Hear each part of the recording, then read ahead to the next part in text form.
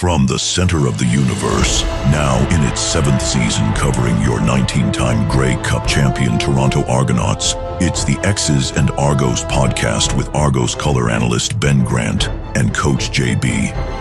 Welcome to the X's and Argos postgame reaction podcast brought to you by Something in the Water Brewing. Ben Grant joined as always by JB. And this one, JB, after the last two exciting finishes, felt like this was going to go the Argos way. It's how they've built a recipe to win games the last few weeks, and it came down to the dying seconds, and this one did not fall the Argos way. We'll talk about why. We'll talk about the great defensive play, some great special teams play too, offense that I thought did just enough, and the Argos just didn't get the breaks, didn't get help from the stripes either. We can get into that a little bit too, but we will wrap it all up and break it all down for you on this episode of the X's and Argos podcast. Before we get to that though, JB, I want to tell you about Something in the Water Brewing, because I think I think Argos fans right now, they need graffiti on a train. This is a beer from Something in the Water, over 7% with a great flavor, a great taste. It's a West Coast IPA, and it's one of the many beers that you can go down to Something in the Water and try. They've got award-winning beers. There's a breakfast stout that is just fantastic. It won a global award. You got Longboat, which you can never go wrong with, session IPA that is just fantastic, and it's named for you, for fans of the Double Blue. But I think right now, after this loss, I think graffiti on a train is what the doctor ordered. So next time you're in Liberty Village, check out Something in the Water Brewing. Go after practice. Go before the next Argos home game, October 4th. You won't regret it. JB, let's get into this one. Initial reaction to this. The Argos lose in like what kind of felt like the same sort of finish as the last couple of weeks. But this one didn't go the Argos way. 21-19. They fall to the Alouettes for the third time this season. Yeah, they just don't seem to have any luck against the Alouettes. They could have easily won all three games. It has not been a season where they have been blessed with a lot of breaks. This was, it looked like they were going to come away with a win. It looked pretty imminently winnable for a rock fight. The defense played incredibly well. It's really disappointing that they didn't come away with the win at home. You wanted it to be this style of game. You're missing your first quarterback, you're missing your second quarterback. You sort of needed it to be a rock fight. You needed it to be one of those games that you just don't make any mistakes in. And it felt like that's what the Argos had going on. And one mistake at the end cost them. But there's a bit of controversy to that. We'll talk about that in a bit. First, let's go to our radio replays. This is from TSN 1050. My broadcast partner Mike Hogan on the call from tonight's highlights for the Toronto Argonauts. It will be second down and 5 from their own 40. Argos have 4 on the line. They send for Bethel Thompson, steps up, and he is caught from behind. Down he goes at the 39. And it's going to be Parrish with the sack. I believe it'll be third down, and the Argos are going to get the ball. Second and 10 and a half from inside the 40. Four-man rush. Bethel Thompson under pressure, knocked up in the air and intercepted. Argos have it to the 30. It's Winton McManus to the 23-yard line. Argos D comes up big. First down, Boatman. First down. Sibasu will come in, the former Argo. He'll line up as tight end on the near side. Ball snap, back to pass, Bethel Thompson. Four-man rush. He throws long. He's got a man for a minute, and it's picked off. Are they going to say it's inbounds? Yes, it is McFadden with the pick. Tea time, takes one away. He came a long way for his 5th interception of the season. McLeod Bethel Thompson looks things over, and he's going to pass on first down. And he's not going to pass on first down because he just got sacked. And it is going to be Lanier who had the tip for the interception earlier. Now he's got the sack, and it's going to be a second and long. A loss of 9 on the play. Second down short. They're going to go from the gun. Back to pass. Bethel Thompson. He's going long down the middle, and it's picked off. Intercepted. 50 to midfield. Still going. It's Sluka to the 40 to the 31-yard line with 6 seconds left. Hajrullahu, who's going to get a shot. Tight end to the left side here on first down from their own 36. And they will go play action. Bethel Thompson steps up, and he is being chased from behind and will be tackled for a loss. back at the 33-yard line. A loss of 3, and it is Doege it's Doege who got in and got him. High spiral. It's going to come down, and Ungerer is going to take it at the 24, cut to the middle of the field to the 30. Bubble back and look for the sideline. 35-40. Ungerer to the 45-yard line, to the 50-yard line. Finally knocked out of bounds near midfield. What a return for Dave Ungerer III. They're going to mark it at the midfield stripe. First down at the 35-yard line. And Doege with a drop, 3-man rush. He's going to go long down the near side, and it is caught. Did he get in bounds? Yes! Makai Polk inside the 50-yard line. Down to the 48. Big pass and catch by Makai Polk. And it will be Janarion at the 25-30. He'll kick it out at the 35 to the 40, looking for the sideline. He gets to the 50, he gets to the 55, he gets to the 50, spins his way inside the 45, almost broke it. Oh my goodness! What a run for Janarion Grant. And the Argos are going to have a short field starting at the Montreal 40-yard line. They needed a big team on special plays, and oh boy, did they just get one. And they're going to run a bootleg with Doege rolling, throwing in the middle of the field, got the man for the touchdown. And who else? It's Jake Herslow, the touchdown maker. He has been on fire. That's his 9th touchdown catch of the year, and he hasn't played the full year. Clock starts. They need 4 from the 34-yard line. Doege looks things over. He's got 3 receivers to the right, 2 to the left. Back to pass. He looks to the left, and he's got Polk, and it is caught for the first down. Tight coverage, but Polk took it away, and it's a first down on the 27-yard line with 2:02 remaining in the fourth. Okay, JB, let's go back through this one. Let's start off by talking about the defense, because I think they deserve tonight to be first mentioned. I thought they were fantastic tonight. They end up with 3 interceptions. They end up with 3 quarterback sacks, a bunch of quarterback knockdowns, a great tip pass from Anthony Lanier. They were all over the place tonight, and they needed to be. This is the defense that you were waiting to see all year long. If they play like this any game this season, other than this one, the Argos win.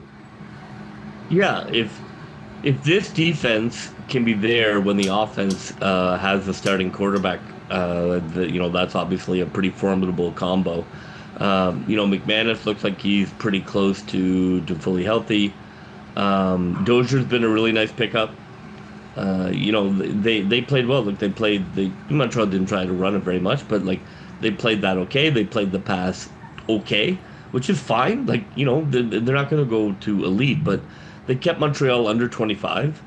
They played well enough to win the game.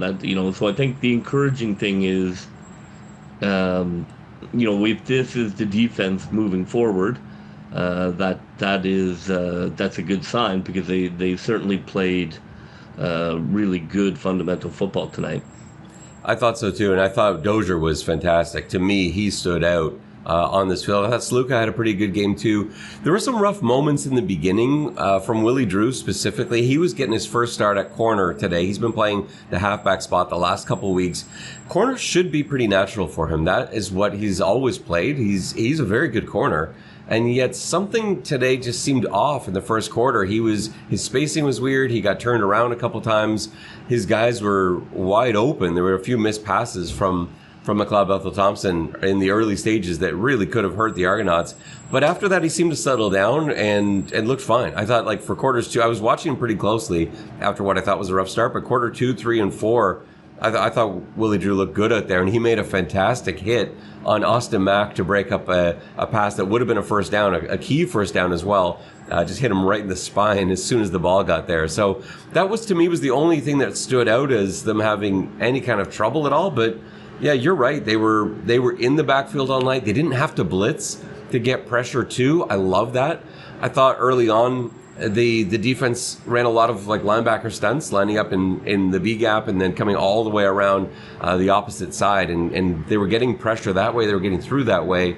But when you can get pressure without setting more than 4, you're putting yourself in a really good spot. And I just felt like we haven't seen that a lot from the Argos defense yet this year, but we saw it tonight.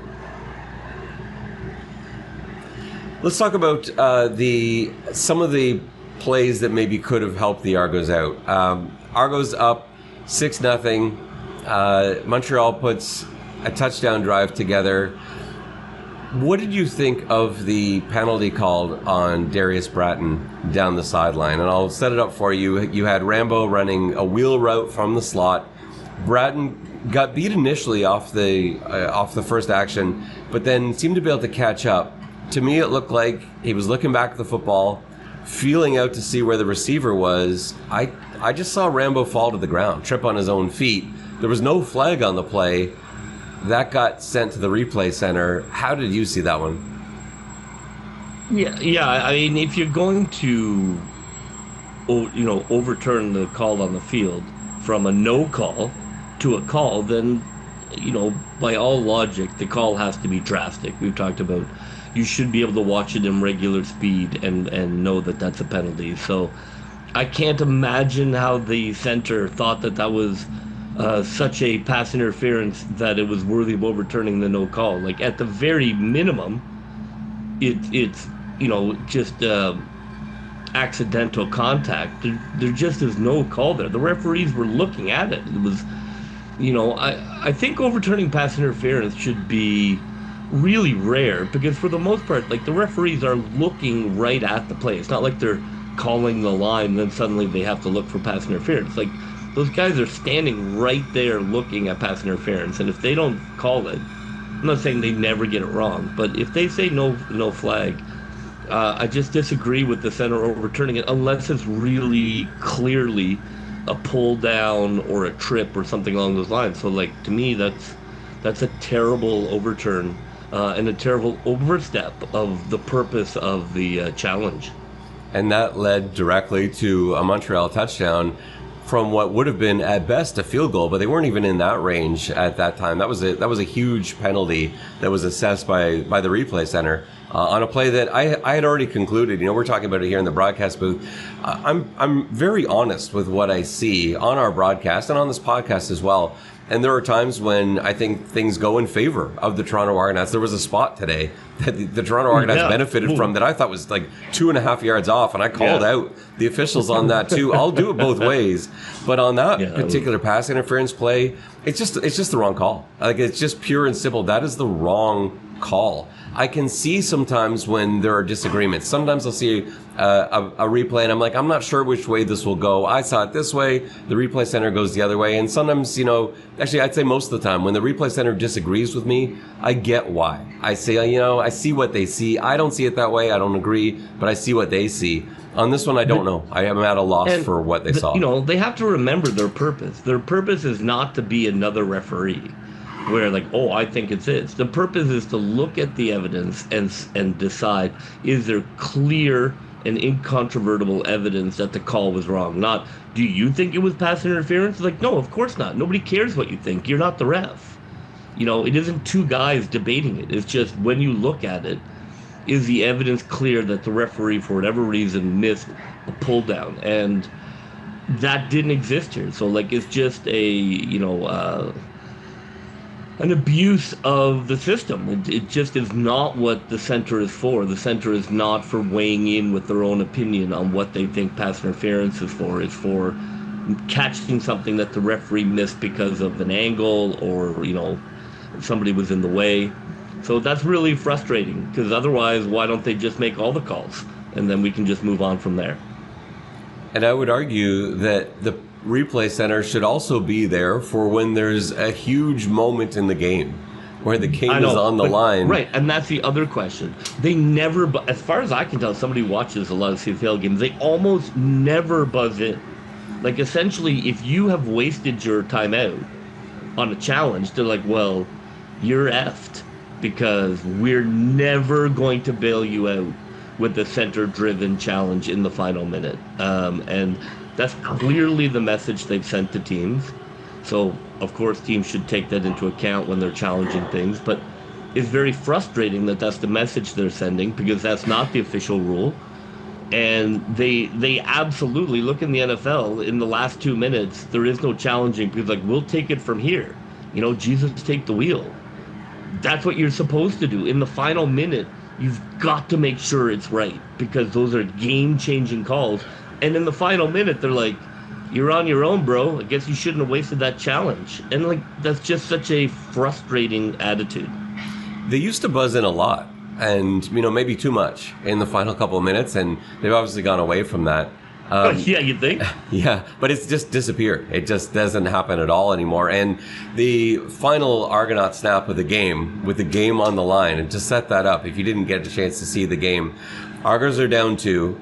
They are within field goal range, a long field goal range. It would have been at that point a 57-yarder. Now, the Hajrullahu, who had the wind at his back, he was hitting from 62 pre-game with no wind. And so, I like his shot. I think he's got a way better than 50-50 chance there. The Argos decide they're going to throw a pass. They have set up a rub route for Makai Polk, where he basically kind of skinnied in underneath, ran a slant essentially underneath the inside receiver, using him as a bit of a pick, but not an illegal pick.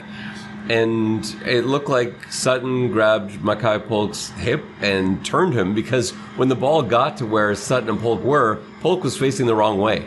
And he's not doing it on his own. He didn't decide, I'm going to turn my back to the quarterback. He was turned, and Sutton was the only one facing the quarterback. He made the pick, and that ended the game. And so instead of seeing Lirim Hajrullahu attempt a game-winning field goal, it's a couple of kneel downs for McLeod Bethel-Thompson, and a 21-19 Argos win. I don't want to spend the whole podcast railing against them. But I guess where my frustration comes in is, like, if it's the final play of the game, you at least have to take, and it's questionable, you have to take a look at it. I'm not saying you have to call it pass interference, but I just can't see how there is a control center and there's clearly contact on the final play of the game, so you don't want to make sure you get that right. You can't take 20 seconds to take a look at that replay and make sure you have it right. You would check the final score. Like, if he scored a touchdown, you'd look at it. Well, it gets reviewed anyway because it's a turnover. So it got reviewed. There's no chance they reviewed it. There's no chance they reviewed it. If you reviewed it, it's PI. I just don't believe they reviewed it. Well, that's the thing. They immediately called. There was no time elapsed between that and them calling. It extended a little bit because they decided to throw a flag on a post-interception move, but there was no time for the center to have looked at it and buzzed down and told them, we looked at it and it's fine. There's no question. Like, if you look at the replay center, they're the ones that enforced the Bratton pass interference. There's no way that the interference on Polk was any less than that. Like, it was way more aggressive, because it actually was pass interference. Yeah, the referee should say the review center is reviewing the turnover. Then 30 seconds elapse. Turnover is good. It can't just be there's no acknowledgement from the referee. Of course they're going to say, oh, yeah, we did. But, I mean, there's no acknowledgement from the referee that anybody reviewed it, that anybody contacted them. And if they did review it, they reviewed it in 8 seconds because I guess they had somewhere to be. I don't know what the rush would be, like why you wouldn't take 25 seconds to look at it. Anyways, really, really frustrating. It's certainly not the sole. And I mean, we can get into the past too, but I don't know if you want to get into that right now or not. Well, wait one more second. The other one let's just finish up on Replay Center. The other one that I thought they failed at today didn't cost the Argos, but it was the Makai Polk catch on the 1 yard line. It ended up not mattering because Toronto scored a touchdown on the very next play, a pass to Jake Herslow on a rollout from Doege. But that was another one that I just didn't understand how you could overturn. I think at best, the call, whatever the call was on the field, would stand. I think if they'd called that incomplete, right, I don't think you could overturn it. If you called it complete, which they did, I don't think you could overturn it. Makai Polk's knee was dragging across the ground. His hands were under the football, and his body sort of shielded what happened. I don't know if it was a catch or not. I can't see. But it was ruled a catch, and so you can't, after a challenge, just say, yeah, that wasn't a catch. We can't see it, but it probably wasn't a catch. Like, from watching it, it feels like the center is simply starting from zero and are making a decision based on what do we think the call is, as opposed to, well, let's look at what the call on the field was, and is there enough to change it? Because the call on the field matters more. It's not a start over at zero and you're looking at it in a vacuum. There is a call on the field that is an aspect of what you're reviewing and therefore you are deciding whether there is something so obvious that they missed. And if there isn't, then you allow the call to stand because the referee is the one running the game, not, a satellite. Let's talk about those last two Argos drives, because I think that there were some interesting decisions there. Some I agree with, some I don't agree with. I want to start with the Argos running one quarterback sneak, 3rd and inches. They ran a quarterback sneak. They got it. That made me happy. The other 3rd and inches, they ran a running play out of pistol again. I felt personally trolled on that, to be honest. Me too. I certainly felt that way. They got it though. At least they converted that one. They did. But yeah, they did. But actually, pretty easily. I'm not sure what happened there. No, they ended up. It was one of their better runs of the night. Unfortunately, on a day it was great. Was pretty, now they're gonna be like, oh, it worked. Yes. See, running out of pistol on 3rd and short. But let's talk about those last two drives. So the Argos are down by 4 at this stage. No, sorry, down by 5 at this stage, and they get the ball to. I want to say I don't have it right up in front of me here, but I think it was about the 41-yard line, something like that. And it's 3rd down and 4 at that situation, and there were about 2 minutes and 30 seconds left. At that point, I actually would have kicked a field goal there. 3rd down and 4. I don't like it. I came into that drive thinking you need to score a touchdown. But in that scenario, you're at about the 40-yard line. It'd be about a 47-yard field goal. You're down 5 points. There's 2.5 minutes left. You've got a timeout as well. I think that's the time that I would have kicked the field goal. Now, Ryan did what he didn't. He went for it, and they got it. They converted the first down. But then on the next set of downs, they get to 3rd down and 4 again, this time with a minute and a half left. And this time they do decide to kick the field goal to come within 2 points, which I wouldn't have done in that point. Now, I didn't have a problem with it. It's a different way that I would have approached it. I think there, because now there's a minute and a half left, I actually would have gone for that one on 3rd and 4, even though I would have kicked the first one. Ryan did what he did it the opposite way. He went for it the first time, kicked the field goal the second time. It worked out for him because obviously the Argos got the ball back. They had time left. The defense was playing well. How do you evaluate those two decisions? First, the one to go for it. Second, the one to kick the field goal. I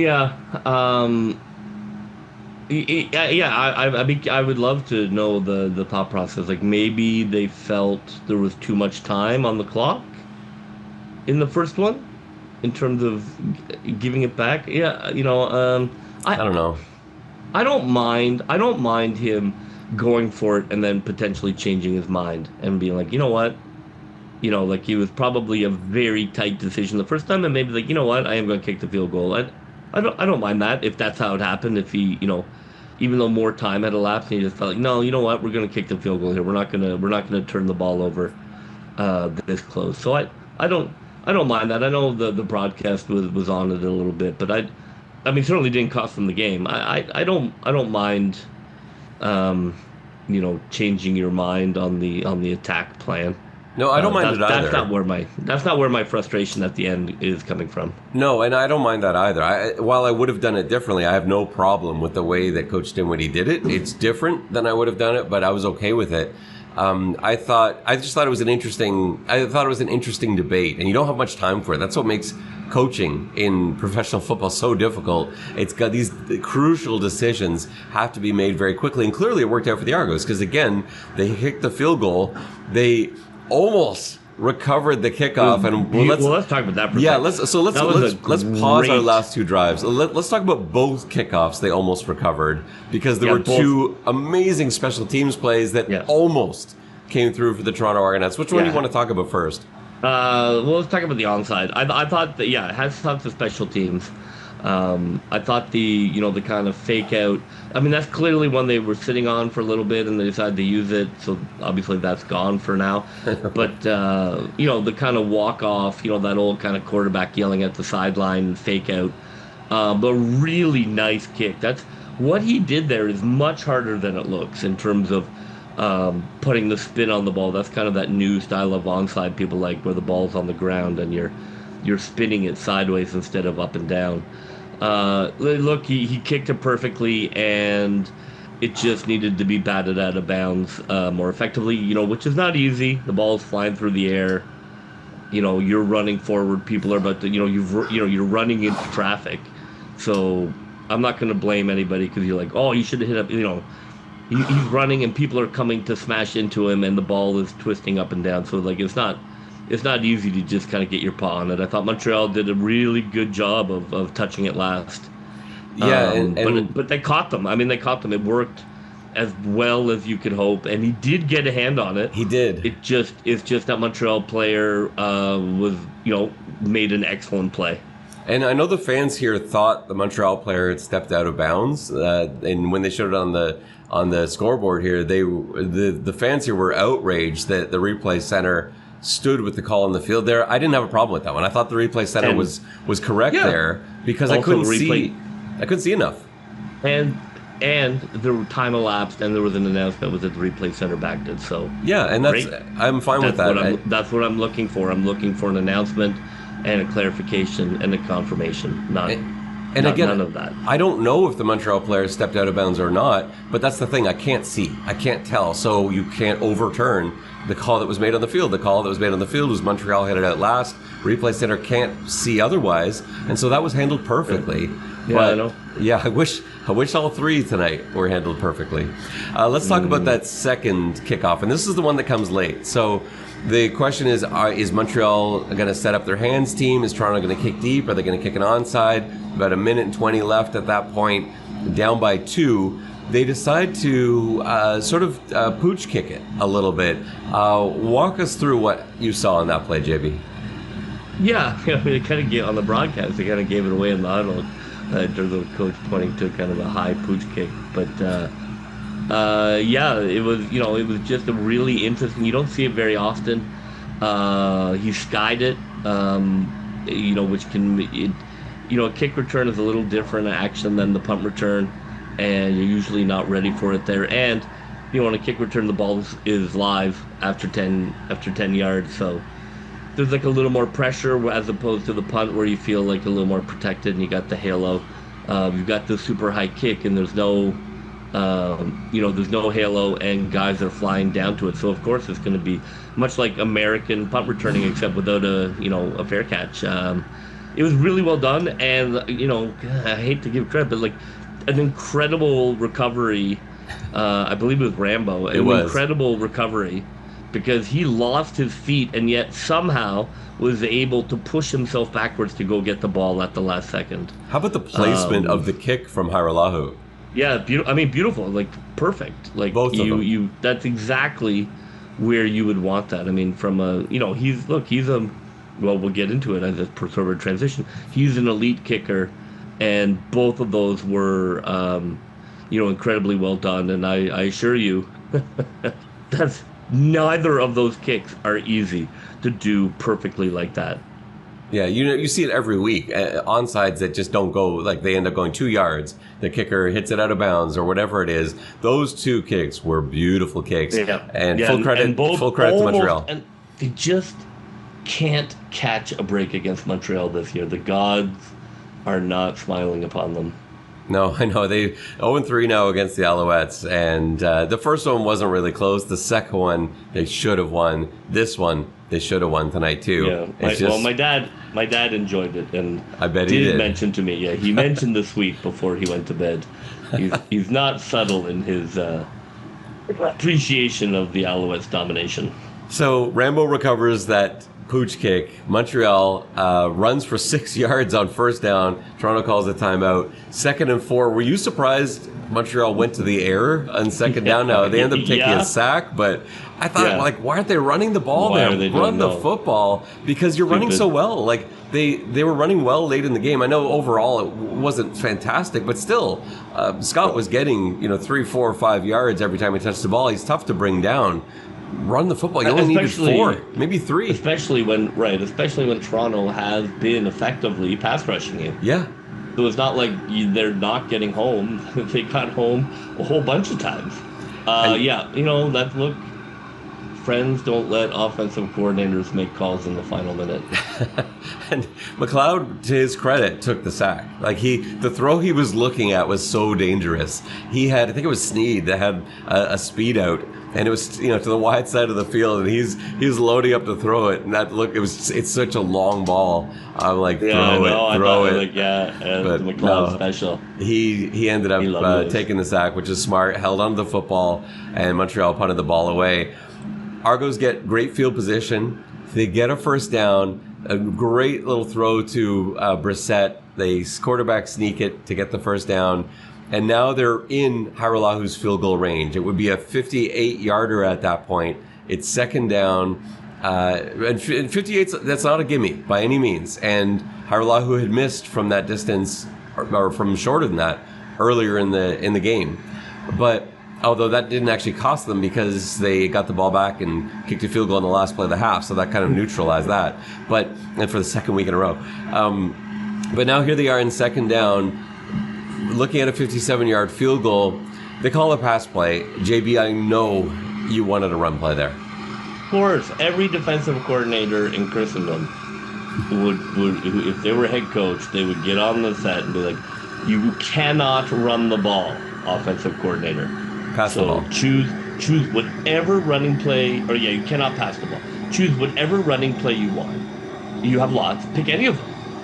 But you cannot throw the ball there. I know they wanted to get closer.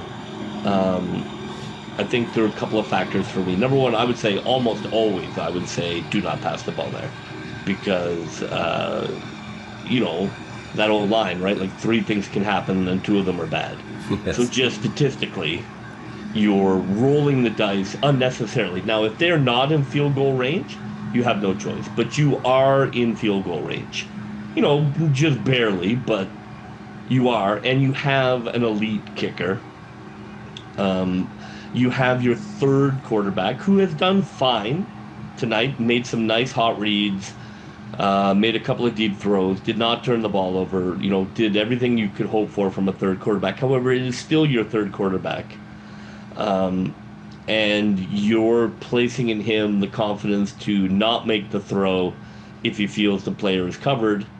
And that's just a decision. Look, that's why great quarterbacks are so rare, because most quarterbacks who play aren't able to make that split-second decision of whether to throw or not. If they could, then they make $700,000 a year. It's not easy to immediately not only know the route but make a judgment. So it was frustrating to me. I run there. Look, maybe you catch a nice run. Maybe you catch a seam and you get 5 yards. Great, but if you throw it and it's intercepted, the game is over, and you just can't take that risk, regardless of the reward of getting closer and a higher percentage field goal. The cost of an interception is so much higher than the reward. It's not worth it. There's no math that suggests it's a good play. And you might say to yourself, well, I told them don't throw it if the guy's covered. But, it wasn't a good throw. He was not wide open. I know there was pass interference there too, but he isn't wide open, or certainly not wide open enough for me to make that throw. I would want green grass all around him, and I wouldn't put that decision in his hands. It was really frustrating. I don't know if that's coming across my voice, but you have to run. You have to run. There's no mathematician, football nerd who would run the numbers and say a pass is a good idea there. Just statistically, so much can go wrong. And with the run, almost nothing can go wrong, and you still have a chance to win the game. And with the pass, lots of things can go wrong. You can get a sack, you can have the ball dropped, you can have the ball tipped, you can have the ball picked. And for what? 7 yards? No. I say no. What it comes down to is you measure 2 things, or weigh 2 things. Which do you trust more? Lirim Hajrullahu, who was over 90% on field goals coming to this game, do you trust him to hit a 57-yarder, or do you trust your third-string quarterback to complete a pass against a blitz in press man? And you have to decide which one you have more faith in. And which one has more potential things that can go wrong. Well, the pass obviously has more potential things that can go wrong. Like a quick hitting run play has very little that can go wrong with it. You can get no gain. But that a quick and hitter and you take your shot and you kick the field goal, and you have a chance. Yeah, you can't throw away your shot. It's like taking your last dollar and, taking your bus fare and putting it down and buying a lottery ticket. Like, keep your bus fare. Now you got to walk home in the rain. I hope you like the rain. And the Argos did just that. No pass interference call against Sutton on Makai Polk. The Alouettes able to take 2 knees. This is probably a little bit like what Edmonton felt like last week, and probably a little bit like what Hamilton felt like the week before. 100%. It looked like they were going to steal one more. And the magic ran out. It is. Yeah, I don't. I know it's really frustrating. They took. Anyways, I won't belabor it. Lastly, I just want to talk about the 3 interceptions that the Argos had, because we talked about the defense a little bit. We didn't really get to those plays, though. The first one, what a great play from Anthony Lanier to realize he wasn't going to get enough penetration, to take a step back and get his arms up to deflect that pass. Goes right to Wyndham McManus, who's able to run it back a little bit. That led directly to a field goal. The second one was a ridiculous display of athleticism from Tavares McFadden, who had to run about 45 yards across the field. McLeod throwing this deep sideline ball that looked wide open. I didn't really think that Drew had sunk enough in his drop, and it looked like there was some space there. McFadden, I didn't think there was any way he was going to be able to get there. Not only did he get there, he managed to just drag his feet as he caught that pick. That was an unbelievable play. And then the Sluka pick right before the end of the half that led to 3 Toronto points, he baited him into it. It looked like the receiver was running a corner post, and Sluka was sort of seeing it develop, giving him space, and then right when McLeod went to throw, he cut inside for the easy pick and return, and that set up 3 points and an Argos score. So they took away a possible 7 from Montreal on the McFadden pick deep in Argos territory. They got 3 points from the Lanier tip and Winton pick, and they got 3 points at the end of the half on the Sluka pick.